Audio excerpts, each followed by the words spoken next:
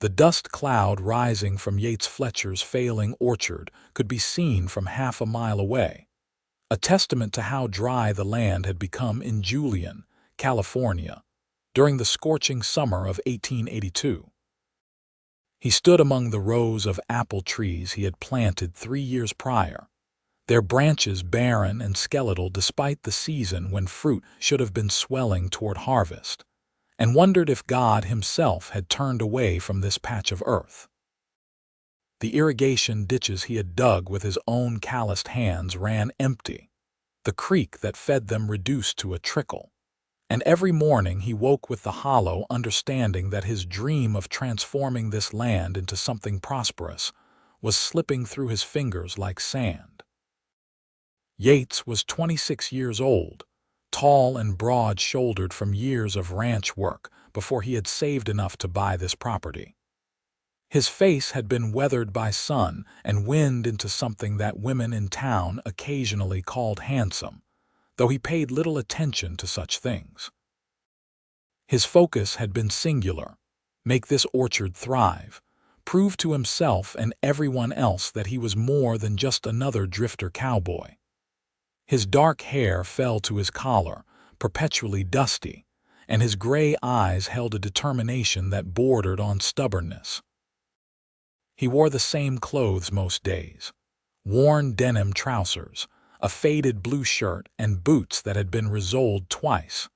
The bank had given him a loan based on projected harvest yields, and those projections now seemed laughable. Without fruit to sell, he would lose everything by autumn. The thought made his chest tighten as he walked between the trees, touching their dry bark, willing them to somehow produce what nature seemed determined to deny. Julian was a small mining town nestled in the Cuyamaca Mountains, southeast of San Diego. Gold had been discovered here in 1869, bringing a rush of prospectors and the infrastructure that followed: a general store, a blacksmith, a small church, and a handful of other businesses. By 1882, the easy gold was mostly gone, but the town had persisted, with some former miners turning to ranching and farming. The elevation and climate were actually ideal for apples, which was why Yates had invested everything he had into this venture. But this year, the drought had come, and with it, the very real possibility of ruin. He was inspecting one of the empty irrigation ditches, calculating whether he could afford to have water hauled in by wagon, when he heard the sound of a horse approaching. Yates straightened, shading his eyes against the morning sun. A single rider on a bay mare was coming up the road from town, moving at an easy pace. As the figure drew closer, he realized it was a woman, which was unusual enough to catch his attention. She rode well, sitting straight in the saddle with her dark skirts arranged practically around her. A wide-brimmed hat shaded her face, and a worn leather satchel hung from her saddle horn. When she reached the edge of his property, she guided her horse through the open gate and called out, "Excuse me, are you Mr. Fletcher?" Her voice was clear and carried a slight accent he could not quite place. Eastern, perhaps, but with something else beneath it. Yates walked toward her, brushing dust from his hands. "I am. What can I do for you?" The woman dismounted with practiced ease, and when she lifted her face to look at him directly, Yates felt something shift in his chest. She was perhaps 23 or 24, with dark hair pulled back in a practical bun and eyes the color of rich earth. Her face was sun-touched, with delicate features that suggested both strength and gentleness. There was something in her expression, a kind of quiet determination that reminded him of himself. "My name is Natalie Cooper," she said, extending her hand in a forthright manner that surprised him. He shook it, noting the calluses on her palm. "I heard in town that you might be looking for help with your orchard." Yates blinked. "Where did you hear that?" "The general store. Mr. Hoffman mentioned you had been asking about water hauling prices, and I made an educated guess about why." She gestured toward the bare trees. Apple trees at this elevation, this time of year, should be heavy with fruit. Yours are not. I thought perhaps you might need assistance. He studied her for a long moment. No offense intended, Miss Cooper, but what would a woman know about orchard keeping? Something flashed in her eyes, not quite anger but close to it. More than you might think. My father owned an orchard in Vermont before he died. I worked it with him from the time I could walk. I know grafting, pruning, pest management, and soil amendment. I also know that sometimes trees need more than just water. They need proper care, the kind that comes from understanding how they grow. Yates felt his skepticism warring with desperation. He could not afford to hire anyone, but he also could not afford to lose this orchard. What are you doing in Julian? Vermont is a long way from California. Natalie's expression softened slightly. After my father died 2 years ago, there was nothing left for me back east. Debts took the property. I heard there were opportunities out west, so I came. I have been working as a seamstress in town for the past 6 months, but it is not what I want to do. When I saw your trees from the road last week, I recognized the problem. I think I can help. I cannot pay you, Yates said bluntly. Not until harvest, assuming there is one. She nodded as if she had expected this. Room and board. A place to stay and food to eat. If the harvest comes in, then we discuss wages. If it does not, at least I will have spent my time trying to do something I love rather than sitting in a boarding house sewing other people's dresses. It was a bold proposal, and Yates knew that accepting it would raise eyebrows in town. A single man and a single woman living on the same property, even with the house and barn separate, would fuel gossip. But as he looked at his dying orchard and then back at Natalie Cooper's earnest face, he found he did not care much about gossip. All right, he said, but I want to see what you know. Show me. Natalie's face broke into a smile, and in that moment, something remarkable happened. The morning sun, which had been hiding behind a thin veil of clouds, suddenly burst through, flooding the orchard with warm, golden light. A breeze picked up, carrying with it the faint scent of moisture from somewhere distant.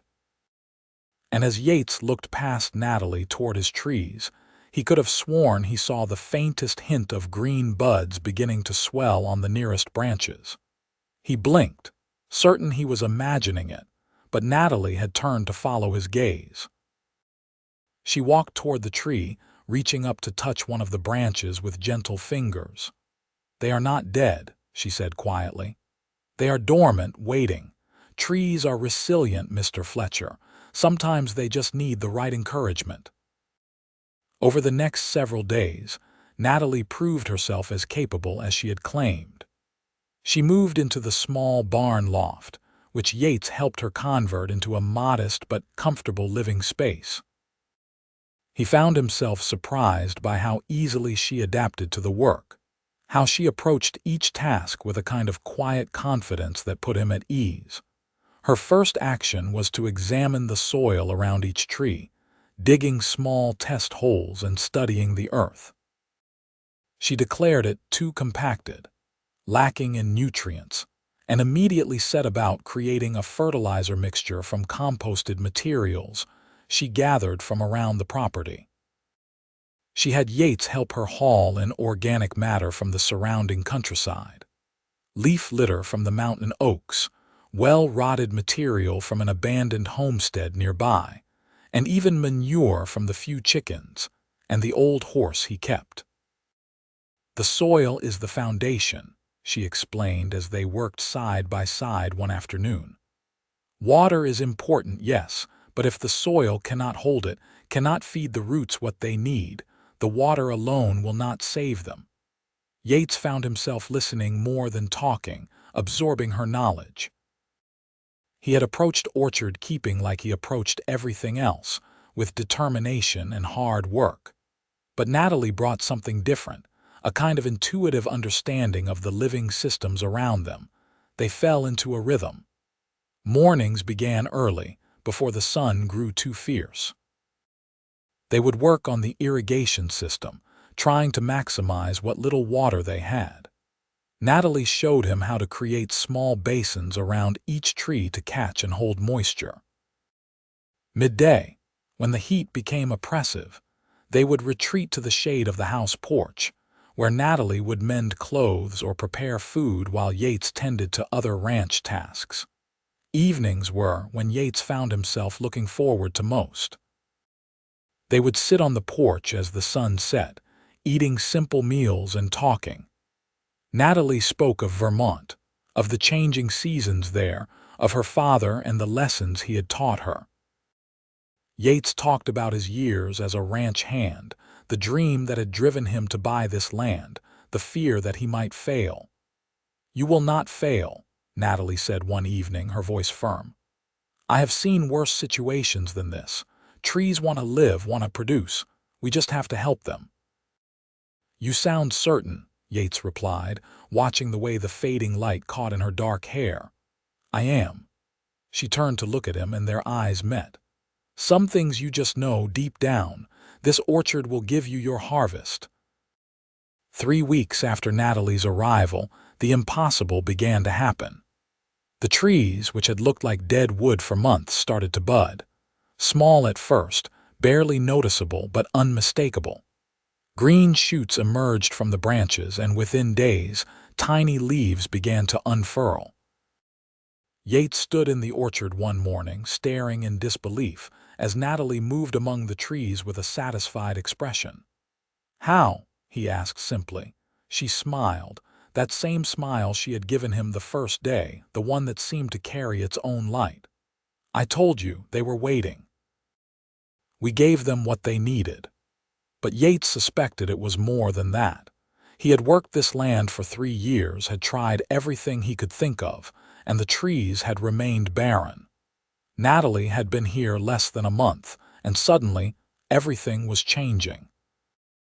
He did not believe in magic, not really, but there was something about her presence that seemed to shift the very air around the property. As the weeks progressed, the transformation continued. The leaves filled out, creating canopies of green where before there had been only naked branches. And then, remarkably, blossoms began to appear. White and pink flowers burst from the branches, covering the trees in a fragrant cloud. Bees, which had ignored the orchard all season, suddenly appeared in droves, buzzing from blossom to blossom. Yates found himself spending more time simply watching Natalie work. The way she moved through the orchard with such care, speaking softly to the trees as if they could hear her. The way her face lit up when she discovered a new cluster of blossoms. The way she laughed, freely and genuinely, when he made an awkward joke. He was falling in love with her. The realization hit him one afternoon as they worked together to repair a section of fence. She was holding the post steady while he hammered, and he looked up to find her gazing at him with an expression he could not quite read. In that moment, with sawdust in her hair and sweat on her brow, she was the most beautiful thing he had ever seen. "Natalie," he said, and then stopped, unsure how to continue. She waited, her dark eyes patient. "Yes, I am grateful you came here, not just for the trees, for everything." A flush crept into her cheeks. "I am grateful you let me stay." They stood there, the fence post between them, and something unspoken passed in the air. Yates wanted to reach out to touch her face, to pull her close, but he held back.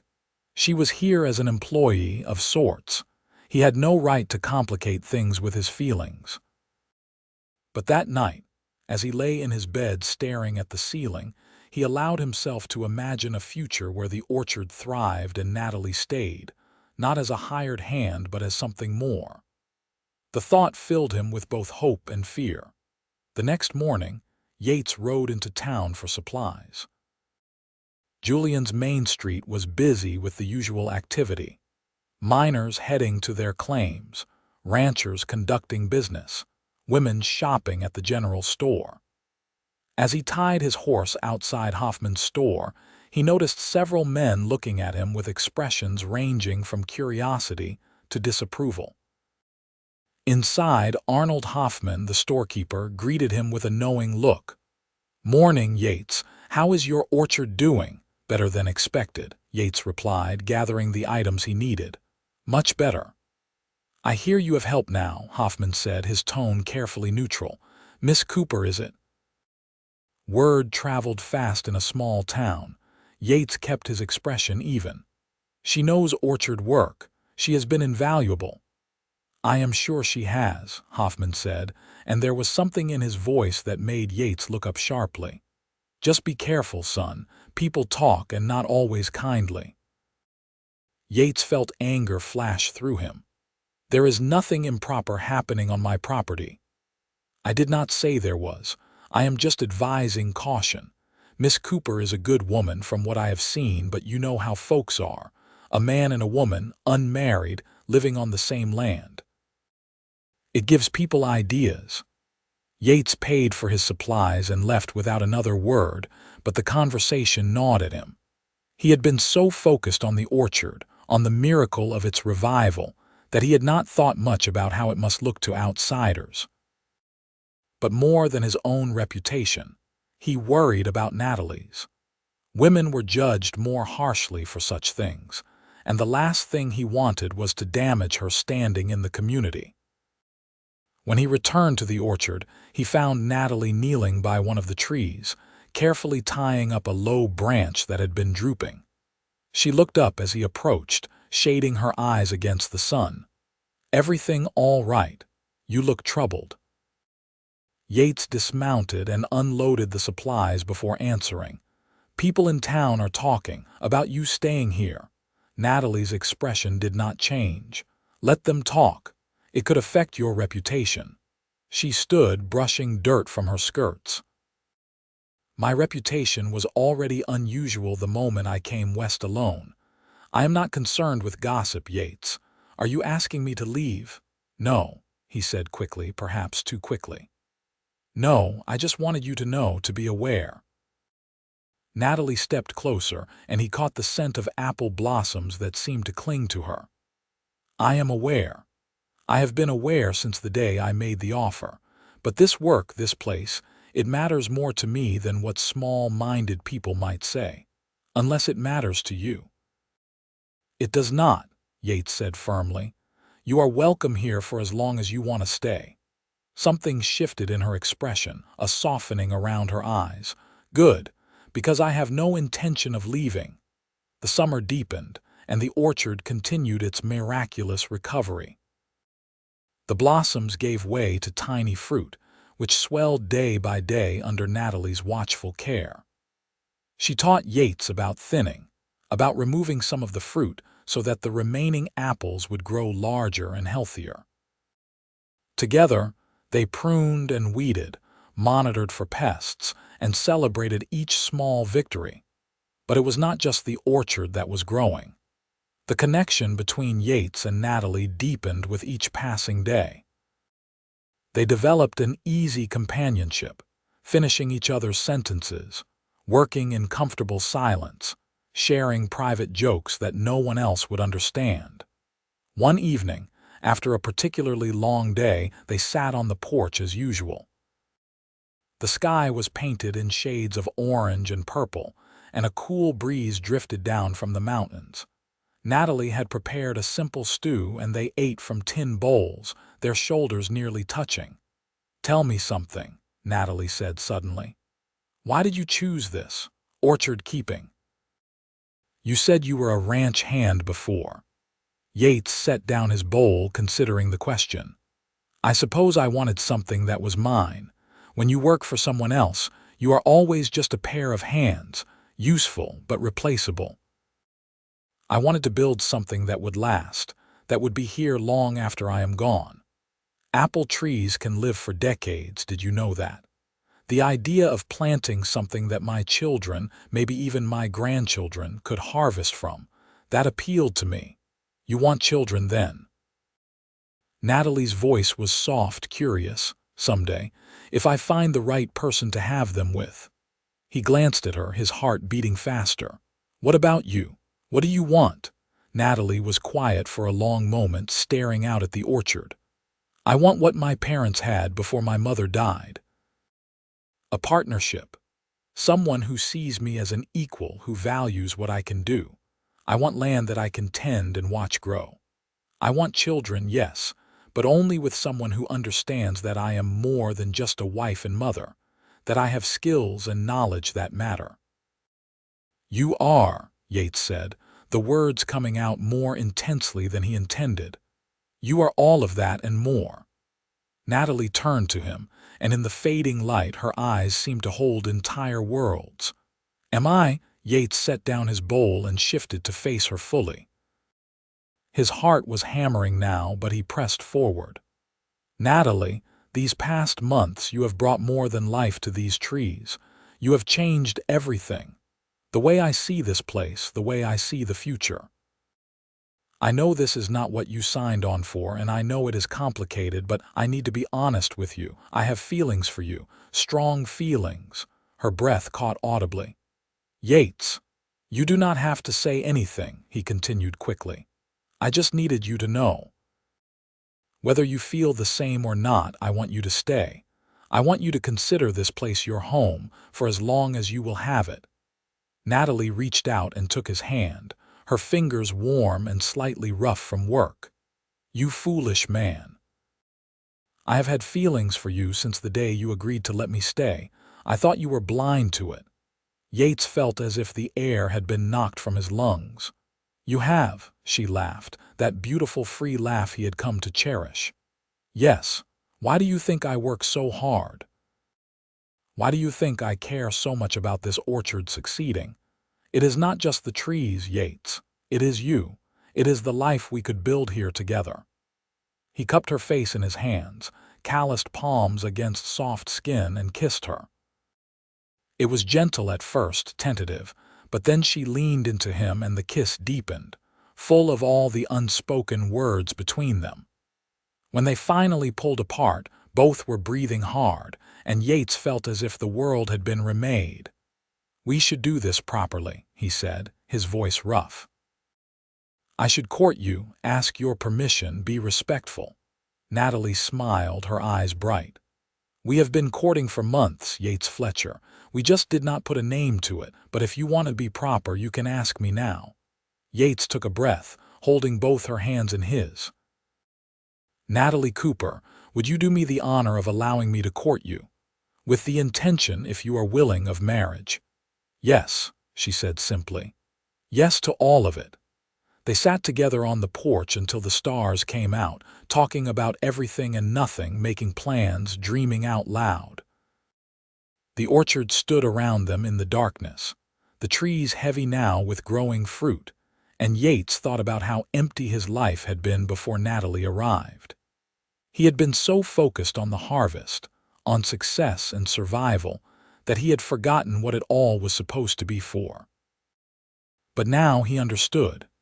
It was for this, for shared evenings and gentle touches, for partnership and love, for building something together that would outlast them both. As August arrived, the apples ripened.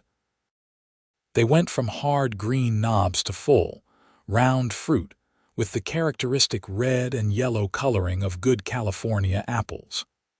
Natalie monitored them carefully, checking for readiness, and finally declared it was time to begin the harvest. They worked from dawn to dusk, carefully picking each apple and placing them in wooden crates. Yates had hired 2 temporary workers from town to help with the volume, young men who treated Natalie with respect after Yates made it clear he would tolerate nothing less. The harvest was abundant beyond his wildest projections. The trees, which should have been barren, were producing as if making up for lost time. On the 4th day of harvest, Yates stood in the barn surrounded by crates of apples and did the calculations. Even after paying back his loan to the bank, he would have enough profit to not only survive but to expand. He could buy more trees, improve the irrigation system, maybe even hire permanent help. The relief was overwhelming, but it was tempered by something stronger: gratitude. He found Natalie in the orchard, supervising the last of the picking. Her face was flushed with exertion and pleasure, her hair escaping its pins in wild curls. She was directing one of the workers to a branch they had missed, and Yates just watched her for a moment, marveling at how completely she belonged here. When the workers took a break, Yates approached her. "Come with me. I want to show you something." He led her to the barn to where the crates were stacked. "This is what you did, all of this. I do not know how, I do not even care how, but you saved everything." Natalie shook her head. "We did this, together." "No," Yates said firmly. "I tried for 3 years and failed. You arrived, and within months everything changed. This is your magic, Natalie." She looked up at him, her expression serious. "It is not magic, Yates. It is care. It is attention. It is understanding what growing things need. But if there is any magic, it is what we have together. I could not have done this without you being willing to listen, to learn, to work alongside me. That partnership is the magic."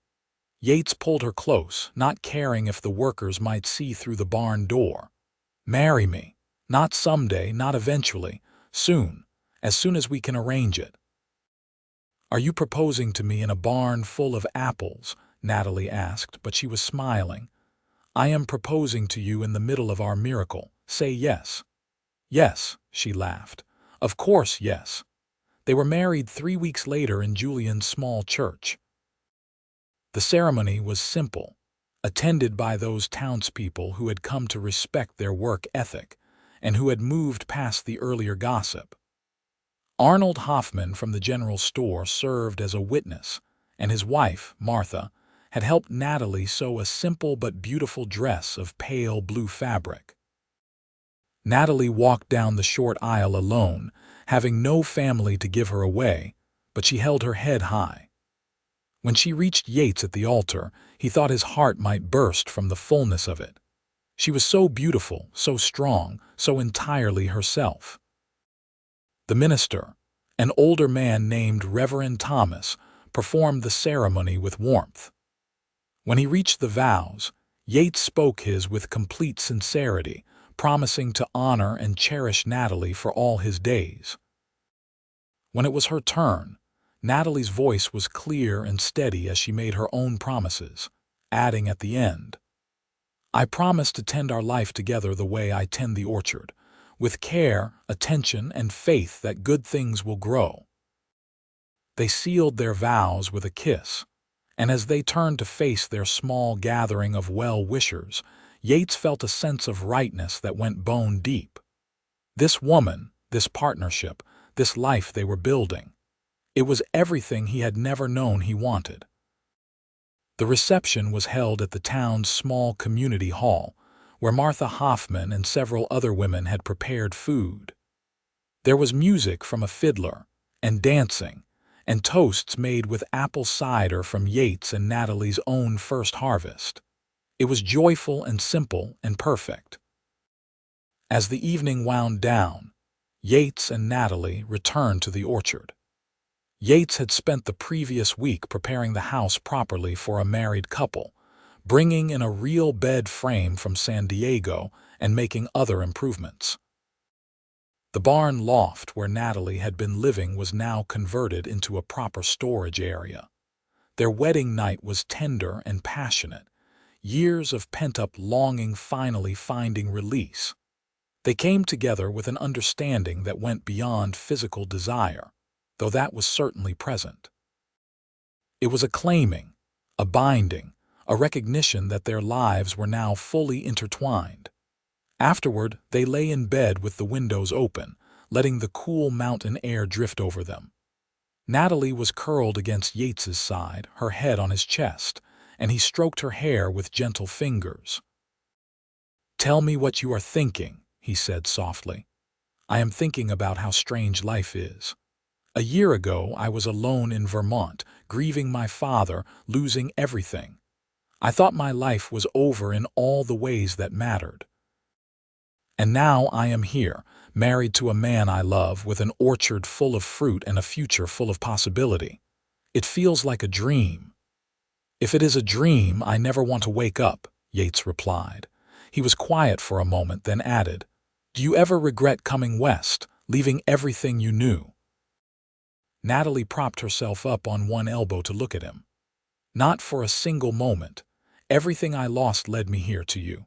How could I regret that?" "I love you," Yates said, the words still feeling new and precious on his tongue. "I will spend the rest of my life trying to be worthy of you." "You already are," Natalie whispered, and kissed him again. The years that followed were not without their challenges. Farming and orchard keeping in California was unpredictable work, subject to the whims of weather and market prices. But Yates and Natalie faced each challenge together, and under their combined care, the orchard continued to thrive. They expanded gradually, planting new varieties of apples as well as some pears and cherries. Natalie's knowledge and intuition continued to prove invaluable, and Yates never made a major decision without consulting her. Their partnership extended beyond the orchard. They were equals in all things, sharing the labor and the profits, making plans together for the future. When they needed to hire workers during harvest season, Natalie interviewed and selected them alongside Yates. When they sold their fruit, she accompanied him to the markets in San Diego, negotiating prices and building relationships with buyers. In the spring of 1884, 2 years after their marriage, Natalie discovered she was pregnant. The news filled them both with joy and a little fear. They were both 28 now, established in their life together, but the prospect of becoming parents was both thrilling and terrifying. "What if I am no good at it?" Natalie worried one evening as they sat on their now familiar porch. Her hand rested on her still flat stomach. "I barely remember my own mother. She died when I was so young." Yates covered her hand with his own. "You will be wonderful. You have so much love and patience. Look at how you care for the trees, how you nurture them. A child will be no different." "A child is very different from a tree," Natalie said, but she was smiling slightly. "The principle is the same. Attention, care, teaching them what they need to grow strong. We will do it together, just like everything else." Their son was born in December of that year, during a cold snap that dusted the mountains with snow. The birth was difficult, lasting nearly 20 hours, and there were moments when Yates feared he might lose them both.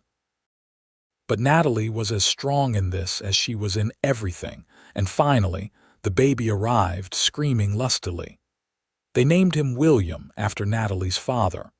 He had a shock of dark hair and his mother's brown eyes, and from the moment Yates held him, he was utterly lost. The love he felt for this tiny, helpless creature was almost frightening in its intensity. "Look what we made," Natalie said weakly from the bed, exhausted but radiant.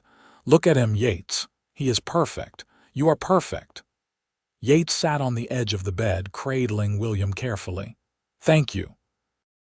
For him, for everything." Being parents changed them in ways both expected and surprising. The work of the orchard continued, but now it was punctuated by feedings and diaper changes and sleepless nights. They took turns walking William when he was fussy, and Natalie sometimes worked in the orchard with the baby strapped to her chest in a sling she had sewn. William grew into a curious, energetic child.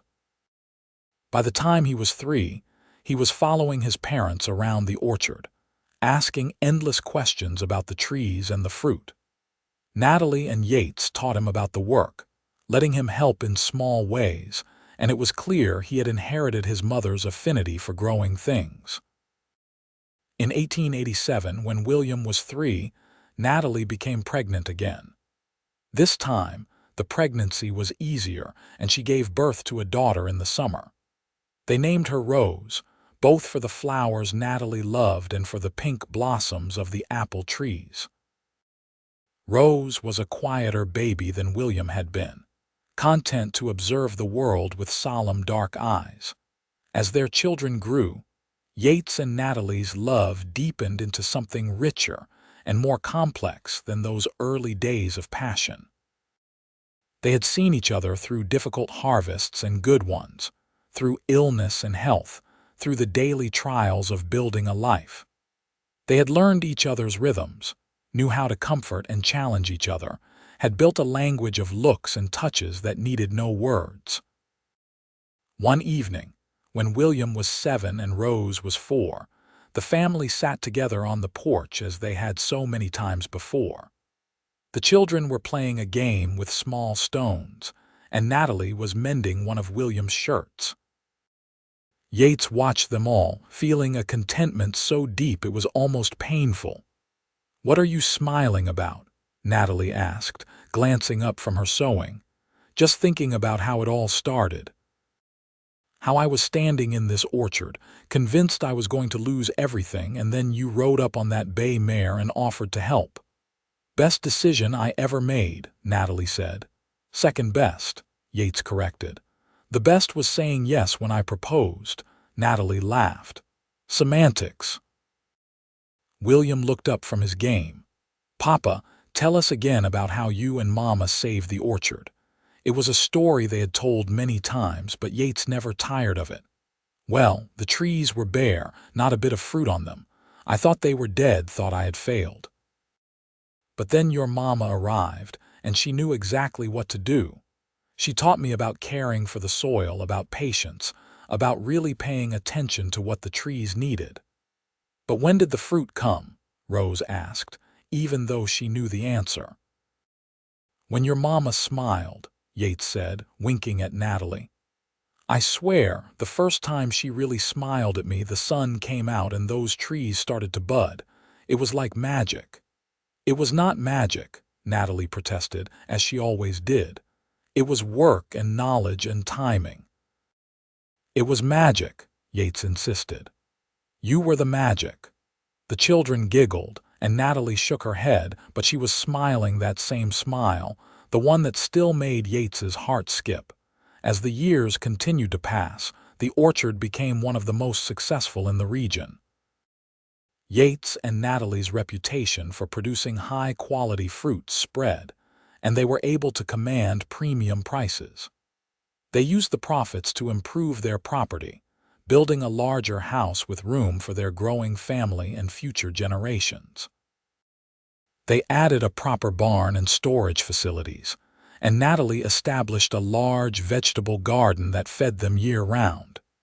In 1892, when William was 8 and Rose was 5, Natalie gave birth to twin boys. The arrival of James and Thomas, both healthy and loud, brought chaos and joy in equal measure. The house was full of noise and activity, and sometimes Yates and Natalie looked at each other across the dinner table, surrounded by their 4 children, and just laughed at the beautiful insanity of their life. William grew into a young man who loved the orchard as much as his parents did. He had his mother's intuition for the work and his father's determination. Rose was more interested in the business side of things, showing an early aptitude for numbers and negotiation. The twins, identical in appearance but different in temperament, were still young enough that their futures were uncertain, but they both showed the family's characteristic love of the land. As Yates approached 40, he sometimes stood in the orchard early in the morning before anyone else was awake, and marveled at the path his life had taken. He thought about that desperate young man he had been, certain that without a successful harvest, his life would be meaningless. How wrong he had been. The harvest had mattered, yes, but it was what came with it that truly transformed everything. Natalie found him one such morning, coming up behind him and slipping her arms around his waist. At 36, she was even more beautiful to him than she had been as a young woman. Her face showed the marks of sun and work and laughter, and her body had changed with 4 pregnancies, but to Yates she was perfect. "What are you thinking about?" she asked, resting her cheek against his back. "About how I expected a harvest of fruit and instead I got everything," he said. "I got you, our children, this life. The apples seem almost incidental now." Natalie laughed softly. "The apples pay for everything. They are not incidental. You know what I mean." "I do." She moved to stand beside him and they looked out over the orchard together. The trees were mature now, their branches thick and strong, heavy with ripening fruit in the morning light. "We built something good here, Yates, something that will last." "We did. You did. That first smile of yours, that was when everything changed." Natalie turned to him, her brown eyes warm. "You have a very romantic view of events." "It is the truth. I have an orchard full of thriving trees as proof. They bloomed when you smiled." "They bloomed when we worked together," Natalie corrected gently. "When we combined what we each knew and supported each other. That is what made the difference." Yates pulled her close and kissed her forehead. "Have it your way, but I still say it was magic." As their children grew into teenagers and young adults, Yates and Natalie began to step back slightly from the daily labor of the orchard, training William and Rose to take on more responsibility. It was a gradual transition, one that filled Yates with both pride and a touch of melancholy. His children were capable and intelligent, ready to carry on what he and Natalie had built, but it also meant acknowledging the passage of time. William, at 21, announced his engagement to a young woman from San Diego named Sarah, whom he had met while selling fruit at the market. She was practical and kind, and when Natalie met her, she approved immediately. "She will be good for him, and good for the orchard," Natalie told Yates. "She has that same quality you had when we started, the willingness to work hard and learn." The wedding was held on the orchard property, under the apple trees in the spring of 1905. It was a beautiful celebration, with people coming from all over the region. As Yates watched his son pledge his life to Sarah, he felt Natalie's hand slip into his, and he squeezed it gently. They had started something that would continue beyond them, and there was deep satisfaction in that. Rose, at 18, surprised everyone by announcing she wanted to study business in San Francisco. "I love the orchard," she explained to her parents, "but I want to learn more about marketing and distribution. I think I can help expand what we have built, reach new markets, but I need proper training." Yates's first instinct was to say no, to keep his daughter close and safe, but Natalie supported Rose's ambition. "She is like me," Natalie said. "She needs to forge her own path to prove herself. Let her go. She will come back stronger." So Rose went to San Francisco, and though Yates worried, he was also proud. Both his older children had taken different aspects of what he and Natalie had taught them, and were making those lessons their own. The twins, James and Thomas, were 16 now and still finding their way. James loved the physical work of the orchard, the pruning and harvesting, while Thomas was more interested in the experimental side, always trying to graft new varieties or improve yields.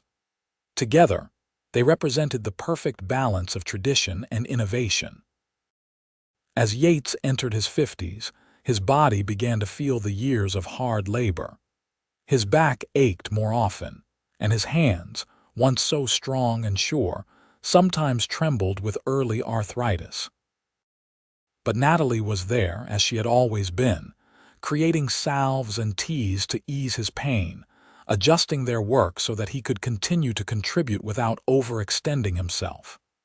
"We are getting old," he said one evening, rubbing his sore shoulder. "We are getting older," Natalie corrected. She was sitting beside him, her own hands showing the signs of age, though she worked as hard as ever. "There is a difference. We have years yet." "I hope so. I am not ready to be done with you." Natalie leaned over and kissed him softly. "Good, because I am not done with you either." In 1908, William and Sarah welcomed their first child, a son they named Yates in honor of his grandfather.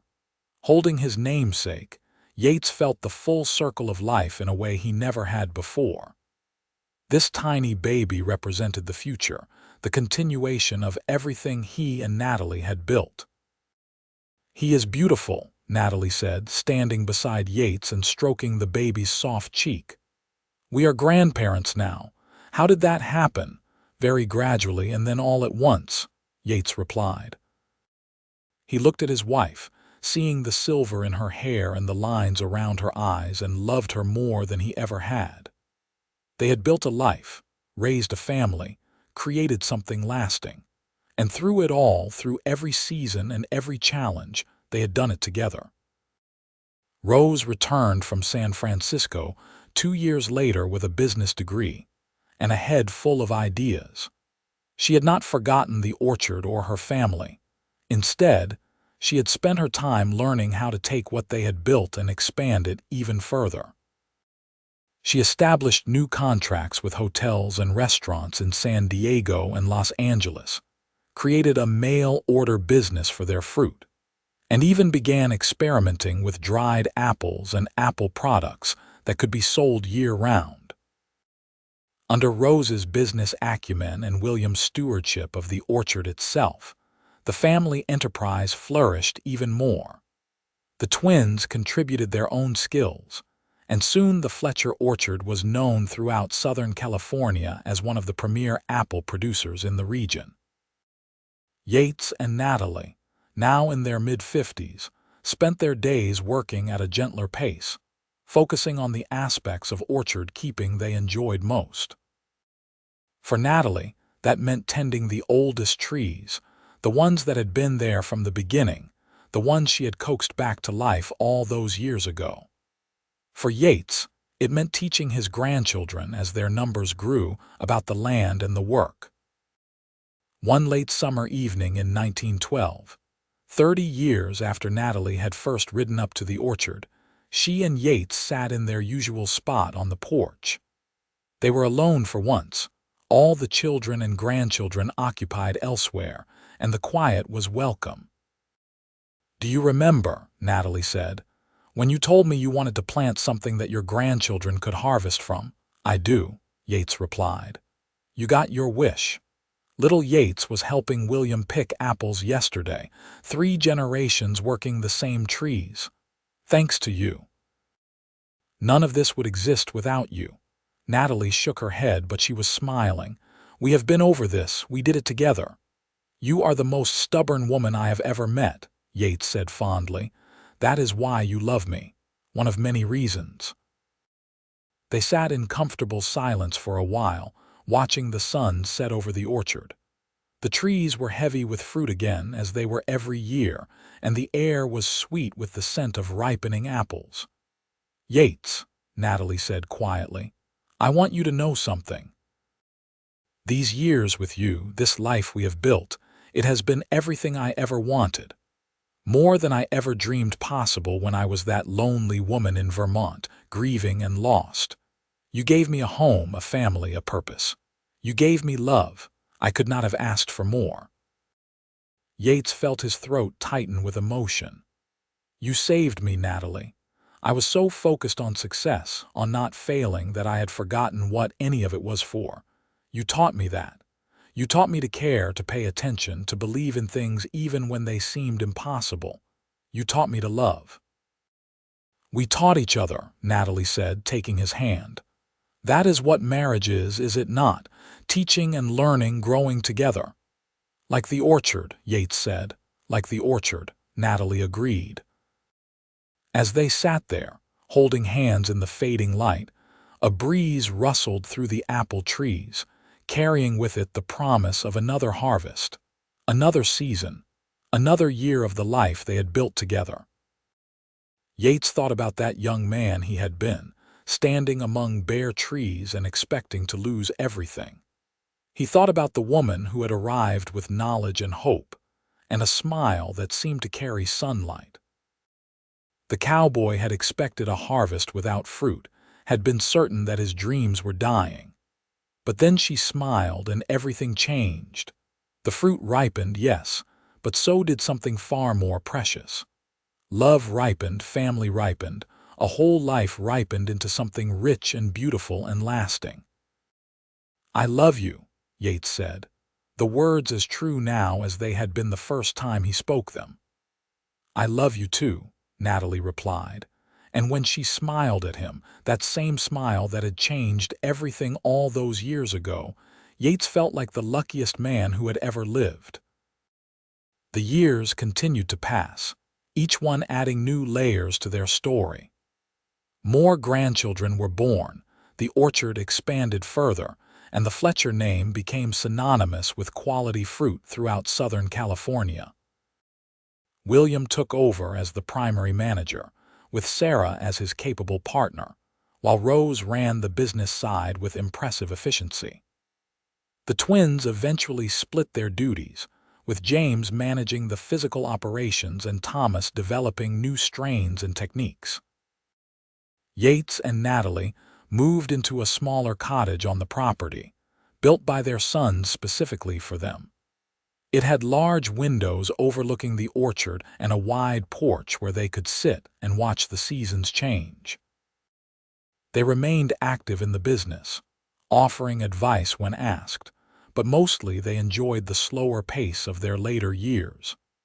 In the summer of 1920, the family gathered to celebrate Yates and Natalie's 65th birthdays, which fell only a month apart. Nearly 40 people assembled on the orchard grounds. Children, grandchildren, even a few great-grandchildren.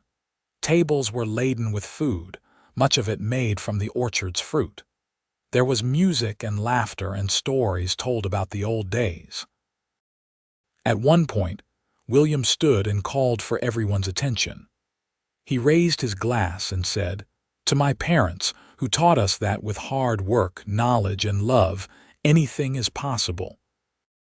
You built this orchard from nothing, turned bare trees into abundance, and gave us all a legacy we are proud to carry forward. Thank you for everything."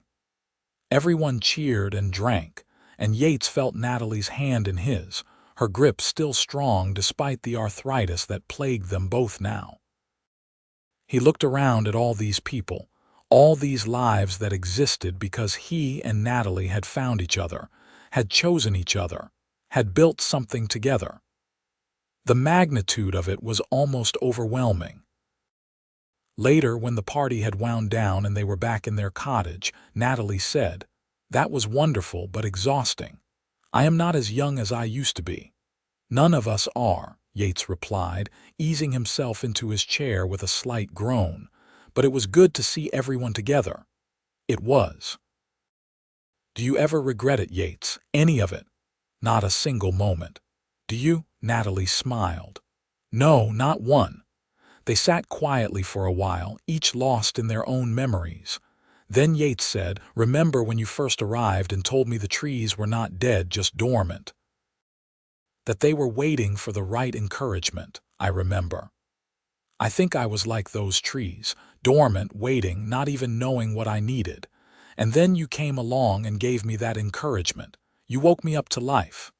"We woke each other up," Natalie said firmly. "Stop trying to give me all the credit. After nearly 40 years, you would think I would have learned that arguing with you is pointless," Yates said, but he was smiling. "You would think," Natalie agreed, returning his smile. As the years moved into the 1920s, Yates and Natalie's health began to decline more noticeably. Yates developed a persistent cough that worried everyone, and Natalie's joints stiffened to the point where working in the orchard was no longer possible. But their minds remained sharp, and they still offered guidance to their children and took joy in their ever-growing family. One spring morning in 1925, Yates woke early as he always did, turned to wake Natalie as well and found her sleeping peacefully, a slight smile on her face. For a moment, he just watched her, this woman who had been his partner for more than 40 years, who had saved his orchard and his soul, who had given him everything that mattered. Then he realized that her chest was not moving, that the smile was fixed and final. "Natalie," he whispered, already knowing but needing to try. "Natalie, wake up." But she did not wake. She had passed quietly in the night, leaving him without even a chance to say goodbye. The grief that crashed over Yates was like nothing he had ever experienced. It was physical, a pain in his chest that made it hard to breathe. How could she be gone? How could the world keep turning without her in it? The family gathered, everyone devastated by the loss. Natalie had been the heart of their clan, the matriarch who held everyone together. Her funeral was attended by hundreds of people, from Julian and beyond, all of whom had been touched by her kindness, her wisdom, her generous spirit. She was buried on the orchard property in a spot she had always loved, under the shade of one of the original apple trees. Yates aged rapidly after Natalie's death. Without her, he felt untethered, purposeless. He tried to maintain his routines, tried to take an interest in the orchard and his family, but everything felt muted, colorless. His children worried about him, but there was little they could do. He was simply a man who had lost his other half. He spent his days sitting by Natalie's grave, talking to her as if she could hear him. He told her about what was happening with the orchard, about the grandchildren and great-grandchildren, about how much he missed her. Sometimes he read to her from the books she had loved. Always he ended by saying, "I love you. I will see you soon." 6 months after Natalie's death, on a crisp October morning with the apple harvest in full swing, Yates Fletcher passed away peacefully in his sleep, much as his wife had. He was 70 years old, and he had lived a full, rich life. But more than that, he had loved deeply and been loved in return, and in the end, that was what mattered most. He was buried beside Natalie, and the entire community turned out to pay their respects. William, now himself a grandfather, spoke at the funeral about his parents' legacy, about the orchard they had built and the family they had raised, about the love that had sustained them through everything. "My parents taught us many things," William said, his voice thick with emotion. "They taught us about hard work and dedication, about caring for the land and for each other. But most of all, they taught us about love. Real love, the kind that lasts a lifetime and beyond. Their love made all of this possible." He gestured at the thriving orchard around them, the trees heavy with fruit. "And their love lives on in all of us, in everything we do. They will never truly be gone as long as we remember what they built, what they stood for, what they meant to each other." The Fletcher orchard continued to thrive for generations after Yates and Natalie were gone. Their descendants carried on their work, each generation adding their own innovations while respecting the foundations that had been laid. The story of how Yates Fletcher had nearly lost everything, only to be saved by a determined woman with knowledge of orchards and a beautiful smile, became family legend, told and retold to each new generation. The original apple trees, the ones that Natalie had nursed back to life in that magical summer of 1882, continued producing fruit for decades. When they finally grew too old to bear, the family carefully preserved them, turning their wood into furniture and keepsakes that were treasured by every member of the Fletcher family. Even after the trees were gone, they remained present in memory and story. On the spot where Yates and Natalie were buried, a special tree was planted, a sapling grafted from one of those original trees. It grew strong and tall, and every spring, it produced the most beautiful blossoms anyone had ever seen. The family called it Natalie's tree, and it stood as a living monument to the woman who had arrived with nothing but knowledge and hope, and had created a legacy that would last forever. Children played under that tree, couples got engaged beneath its branches, family photographs were taken in its shade. And every autumn, when the fruit ripened and the harvest began, someone in the family would look at that tree, laden with perfect apples, and remember the story. The cowboy who expected a harvest without fruit, and the woman whose smile had made everything bloom. The cowboy who thought he needed success, and learned instead that he needed love. The barren orchard that became abundant, the lonely man who found his home, the two hearts that grew together until they were inseparable. It was a love story for the ages, set against the backdrop of the Wild West, and it proved that sometimes the most miraculous harvest is not fruit at all, but the life and love that grow when two people find each other at exactly the right moment. Yates had been dormant like his trees, waiting without knowing what he waited for. And then Natalie smiled, and everything ripened into something more beautiful than he had ever imagined possible. Their story became part of the land itself, woven into the soil and the trees, carried on the mountain breezes that drifted through Julian. And though they were gone, their love remained, as real and vital as the day they first discovered it, proof that some things truly do last forever.